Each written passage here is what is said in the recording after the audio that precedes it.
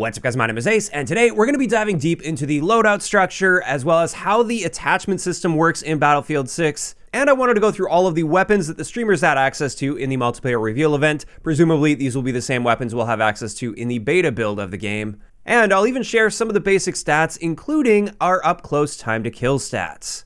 So let's dive right into this with our general loadout structure, and this is what it looks like. First, we get our class-specific items, like our signature gadget, which for Assault is the Adrenaline Injector. And with this, when injected, it temporarily boosts your sprint speed and reduces explosive damage, while also providing resistance to certain debuffs, and it also makes enemy footsteps easier to hear. Then with Engineer, you get the Repair Tool as your signature gadget. For support, you get a supply bag that you can toss down, and this will resupply all nearby infantry with ammo for gadgets and weapons, and it also regenerates health more efficiently, even when under fire. And then finally for recon, you get a motion sensor that you can place down, which will show nearby moving enemies, vehicles, and gadgets for you and your team members on the minimap, but it is countered by enemies that are moving in crouch or prone. And enemies will be able to hear the motion sensor as well. Then for the classes, they each have their own signature weapons, which I did explain in yesterday's video, but we'll do a recap here today. With this, if you pair the correct weapon type with the appropriate class, you will get a certain buff when using that weapon. So with Assault, for instance, if you combine that with an Assault Rifle, you will get faster draw and switch times with the Assault Rifles, plus a faster sprint out time with Assault Rifles. Then with Engineer, if you pair it with an SMG, you will get improved hipfire control with that SMG. Then with Support, if you combine that with an LMG, you'll get no LMG sprint speed penalty, so you'll be able to get around the map a lot faster than you can with any other class using an LMG. And then finally, for Recon, if you pair that with a Sniper Rifle, you can stabilize your aim by holding breath, and you rechamber quicker between shots with that sniper. So those are all little benefits to try to get you to pair the appropriate weapon type with the class, but there is no class lock by default. So technically, you can use whatever weapon type you want with whatever class you want. And then finally, for our automatic items that we get just for using a particular class, let's have a look at our signature traits that are tied to each of these classes. And these are essentially just passive, always-on perks that you get while using a class. And with Assault, we get Soft Landing, which gives you reduced fall damage and no movement speed penalty after falling. When you use Engineer, you get Flak Jacket, which decreases damage taken from explosives. This is a 33% reduction to our splash damage only, so direct hits seems like they'll still deal the same amount of damage to you. For support, you get Quick Revive, which gives you faster drag and stationary revives. This is a 25% speed boost or a reduction of 0.5 seconds to your revives. And then finally, with Recon, you get Auto Spot. And with this, while looking at hostiles while aiming down sights, it will automatically mark them as spotted, so you don't have to manually mark them when using Recon. So there we go, those are all the class-specific elements here. Next for your loadout, we've got a primary weapon, which we'll get into in just a little bit, a secondary weapon, 2 gadgets to choose from, and these tend to be class-specific as well. We have throwables like frags, smokes, stuns, and then finally, you get to choose a melee weapon. And that's the general structure of your loadout, but now let's get into the primary weapon and more specifically, the attachment system, which is a pick 100 system. And what that means is when you go to customize your weapon and add attachments, you have 100 points to spend on your attachments. And each attachment will have a different value depending on how powerful that attachment is. The minimum amount I've seen is just 5 points for an attachment, and the maximum that I've seen so far is 40 points for a single attachment. Although that seems to be very rare. For the most part, most attachments seem to be hovering right around the 10 to 20 point range. And from what I've seen, we have up to 10 attachment slots, although this may vary a little bit depending on the weapon class or the weapon itself. And with this Pick 100 system, you could potentially have an attachment in every one of these slots as long as you're not going over 100 points. You'll have to take very low value items in order to do that, or you can make a sacrifice, take higher value items, and then just miss out on certain categories. And I do quite like the sounds of this system because they can balance each of the attachments individually based on how powerful it is, rather than just trying to make them all balance perfectly with each other. So that way you're not just selecting equally between the attachments in the same slot. And that will also allow them to make balancing changes very easily to this. If an attachment is overperforming, they maybe just increase the cost of it. Or if it's underperforming, they could reduce the cost of it without adjusting the stats on it at all. So I really like the idea of this system so far. Obviously, we need to really get our hands on it, and especially with the full build, when we have the full attachment list, that's when I'll be able to form a much more complete opinion on this, because it is pretty limited based on what we've seen so far. And circling back to each of the attachment slots, I just wanted to give a basic overview on which stats these slots tend to have an impact on, just to help get you prepared for what to expect when you actually get into the beta or the full build of the game. Keeping in mind this is generally focused on like the regular full auto guns in the game, not so much on things like shotguns or sniper rifles.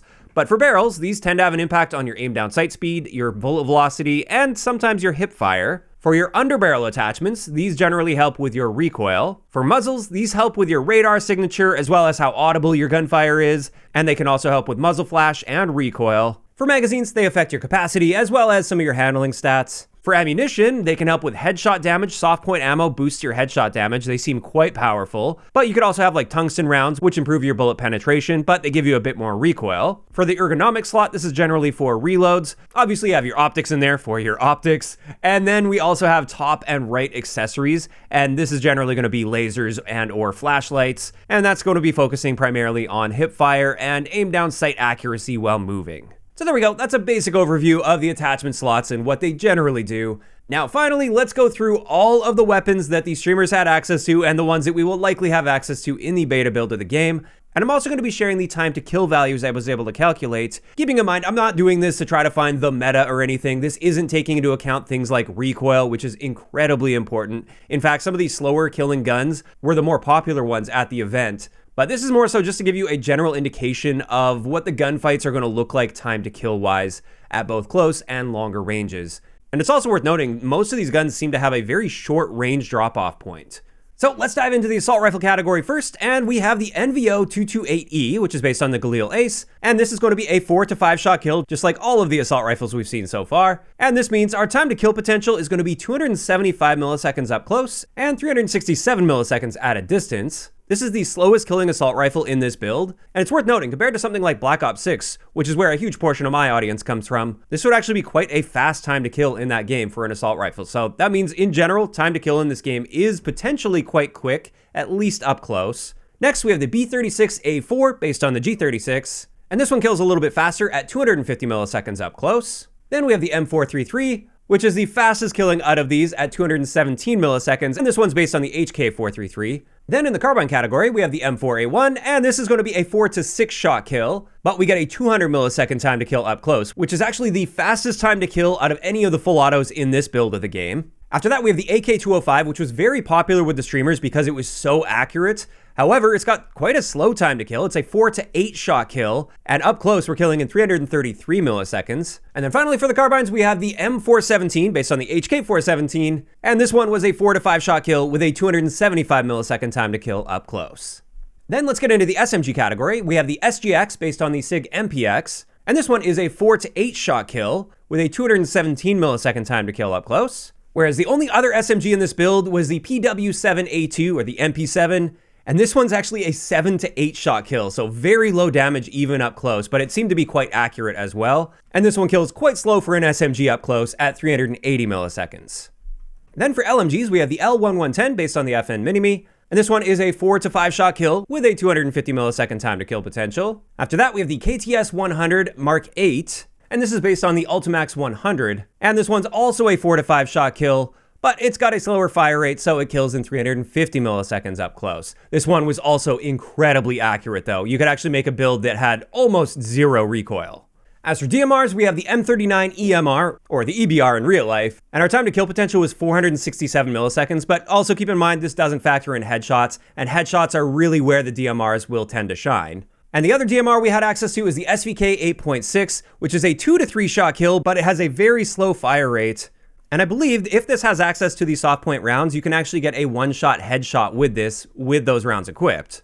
Then after that, for sniper rifles, there was only one sniper in the build that the streamers had access to. This is the M2010 ESR, with a rate of fire of 43 rounds per minute, so a little bit of a slower rate of fire with it being a bolt action. Then for shotguns, there was only one shotgun in the build. This is a pump action, the M87A1, with a rate of fire of 94 rounds per minute. And then finally, for our secondaries, we've got the P18 based on the M18 or the SIG P320, and this one is a 4-shot kill with a rate of fire cap at 399 rounds per minute.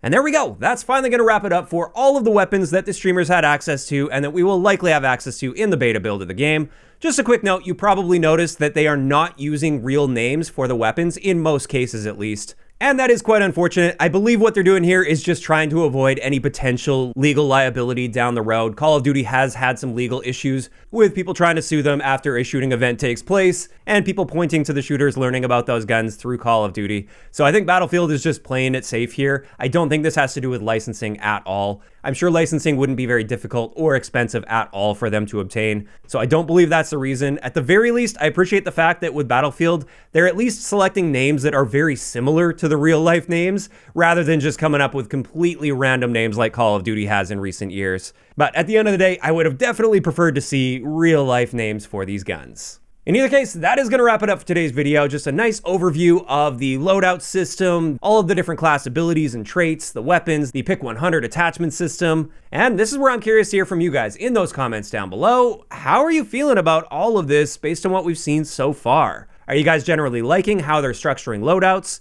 Are you a fan of the Pick 100 system for your attachments? Just let me know all of those thoughts down below. If you enjoyed the video, a like rating is always appreciated. And don't forget to subscribe for more if you haven't already. I'll talk to you guys next time.